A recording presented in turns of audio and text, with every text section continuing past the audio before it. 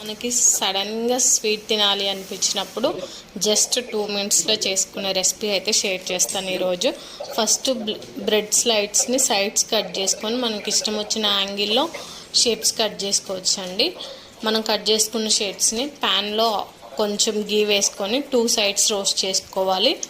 Golden brown colour రావాలండి. Bread ఎక్కువ ఉంటే 2 వాయిల్గా వేసుకొని రోస్ట్ చేసుకోండి.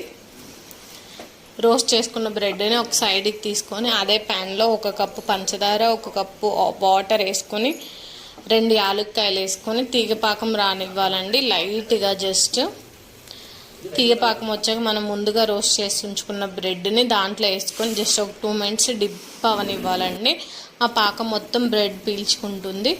అప్పుడు మనం ప్లేట్లోకి తీసుకొని సర్వ్ చేసుకోవడమేనండి. అంతే, మన ఈజీ టేస్టీ స్వీట్ అయితే రెడీ అయిపోయిందండి. Please like, share.